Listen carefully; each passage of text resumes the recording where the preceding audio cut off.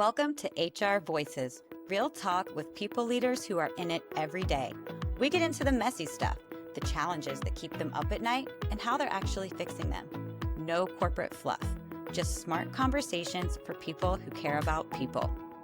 HR Voices is brought to you by All Voices, the platform that cuts hours of manual HR work with step-by-step workflows and AI to assist with investigations, performance improvement, accommodations, leave requests, and more, so you can get back to the human side of HR.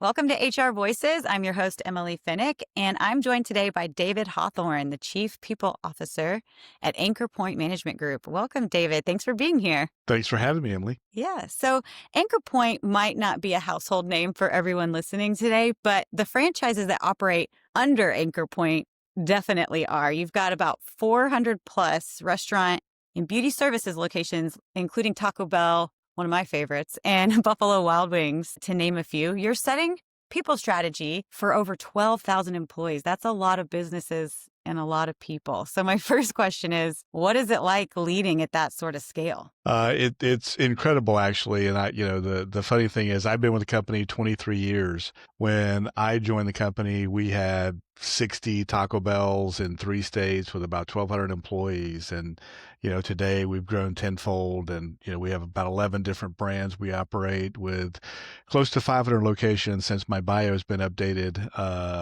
that you read off of. So Yeah. it's been pretty incredible. I think, the big change for us is really, we try to still be that nimble, entrepreneurial, small company, but we're not small anymore. So, it's trying on your patience to make the changes that you could make 10 years ago very quickly, that now, it's turning the battleships.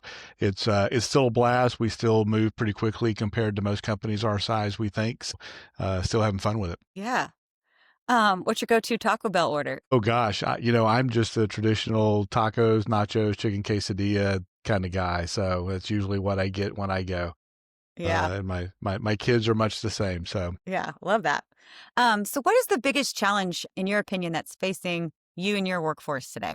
really, it's all around leadership and leadership development. We are still experiencing a bit of a COVID hangover.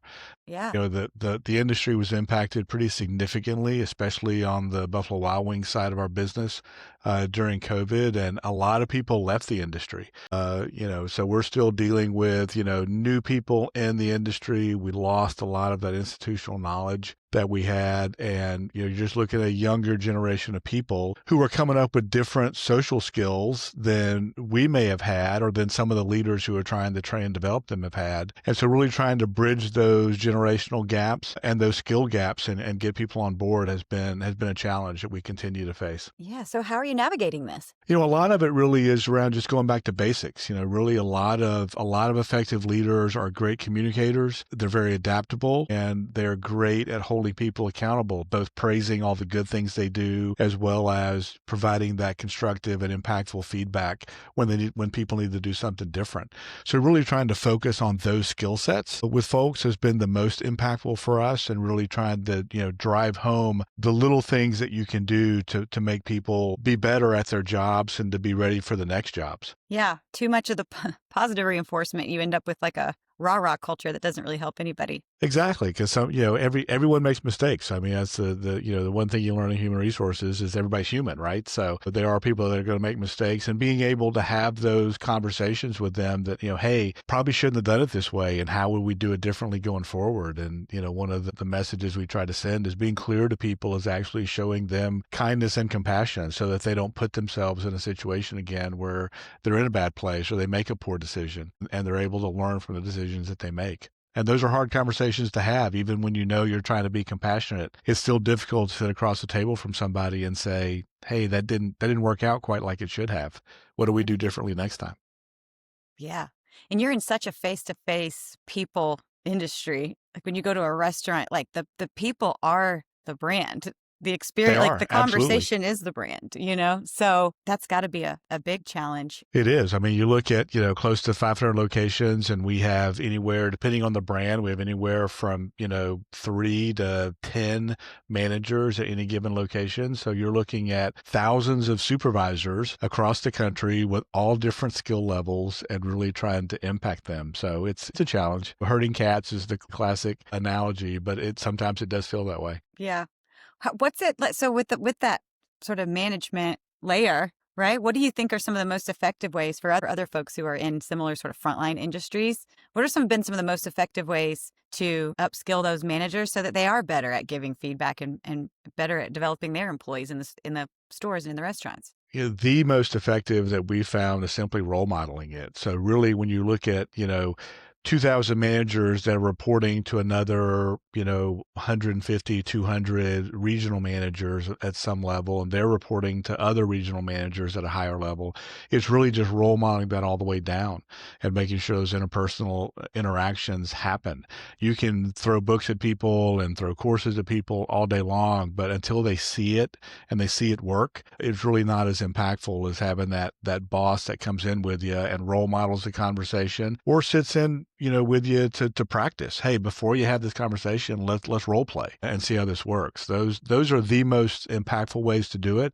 They're also the hardest to implement, just with geography and scale and all those things. So it's a challenge. We continue to, put books and courses in front of people to have an idea of what the basics are, but really it comes down to their manager having that face-to-face, shoulder-to-shoulder time with them to show them how to do it. Mm-hmm. Yeah, because do as I say, not as I do doesn't really work. It never does, no. What trends are you seeing shaping the future of work, particularly in your industry? A lot of what we see is really skills-based jobs instead of those traditional job descriptions. I need somebody that can do this particular skill to be effective in this job, and that may not be something that comes with whatever the job description, entails. For example, you look at an assets protection person who may have traditionally been in loss prevention departments and other careers, or may have come from finance and accounting as internal auditors and other careers. But instead of pigeonholing yourself into, I need a financial analyst or I need a loss prevention person, I just need somebody that's got the skills to be able to say, I know how to track down losses, I know how to do the numbers, and I can make that happen. And so really being able to kind of leverage those skills. And the hard part of that is really building that skills inventory. Who do I have in the company that knows how to do A, B, or C, so that when A, B, or C comes up as a need for us, I know who to go out and find. So those are the things that we're trying to do. And I think as we continue to build that skills inventory within the company, we'll have a much better feel for, when something needs to be done, these are the 10 or 12 people I have to go resource and say, who's the best person to go do it? Yeah, I love that. Not your traditional job description or role, but what are you good at? That could work for people outside of your industry. That could work anywhere. Absolutely. And I think for us, that's something that makes us nimble, right? As Yeah. opposed to saying, hey, I hired an asset protection person, but they're missing the skill set that I need in my company Hmm. because of the way that we're built. We operate 11 different brands on 3 different payroll cycles with 12,000 plus employees. So it's complex. So a traditional assets protection manager or traditional financial analyst, or even a traditional payroll specialist, doesn't necessarily have all the skills that I need to be successful at Anchor Point. So we really go out and look for those skills and say, hey, if we can't find somebody with those skills, how do we teach those skills to the people that we already have in the organization? Hmm.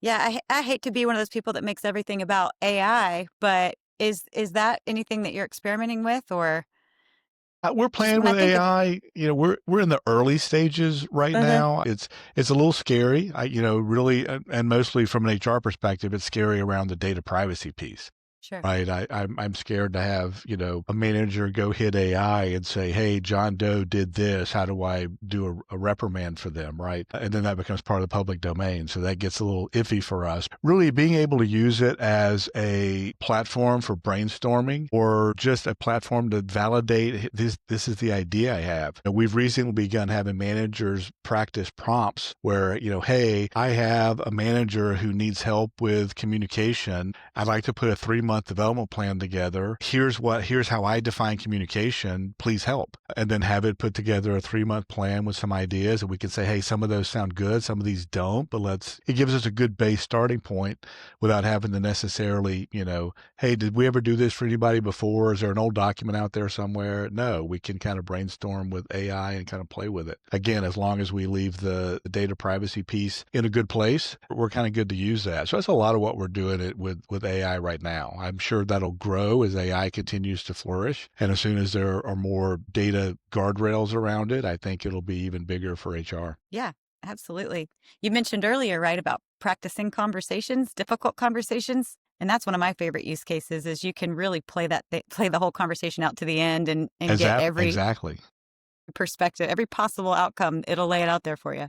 Yeah, my employee is, reluctant to talk and they're quiet, but they're also very confrontational. And I'm getting ready to tell them this. So give me a practice script, right? Hmm. And so those are some prompts we've seen some folks use as well. Yeah, incredibly helpful. What is something that you've experimented with recently? Could be a tool, could be a framework, just something in your space that got you excited. Really, for us, we've been looking at our human capital management system and how it leverages all the data that we have on our employee base, where they're from, what their experience level is, their applications and resumes, those sorts of pieces. Part of that is that building that skills inventory that we chatted about earlier. But part of that is really just trying to also understand, we have a high turnover industry, right? Who are the people most at risk for leaving? And being able to leverage some of the data analysis that comes with those new HCM tools that are out there has been phenomenal. So we've really, in the last 2 years, we've seen turnover drop pretty significantly at all of our brands. And so we feel like it's, we're having an impact in some of the things we're doing, both around leadership development, because that's really one of the primary causes of turnover in our industry, as well as just around being able to track, here are high performers that may be at risk for some reason. And what do we do? What can we do to save them? Yeah, that's great. Do you have any sort of parting closing thoughts or words of wisdom? We have a lot of folks who are more maybe junior in their career.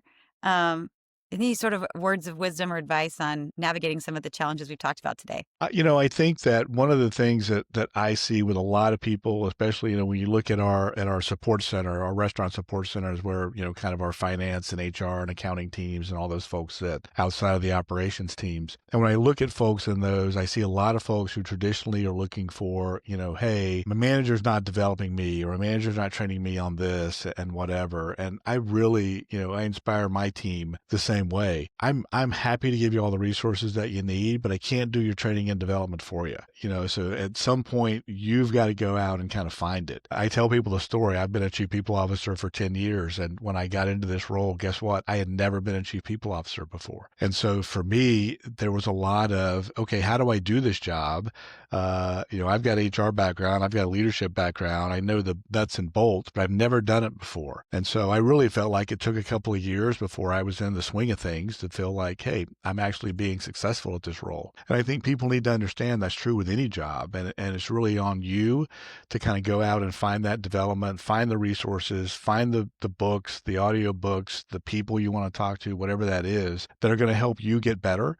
And that's on you to kind of take that initiative and do it. Don't wait for somebody to hand it to you. Yeah, I love that. Well, thank you so much for talking with us today, David. I really enjoyed our conversation. Absolutely. Enjoy the Red Bull events this weekend. Absolutely shall. Thanks, Emily. Okay.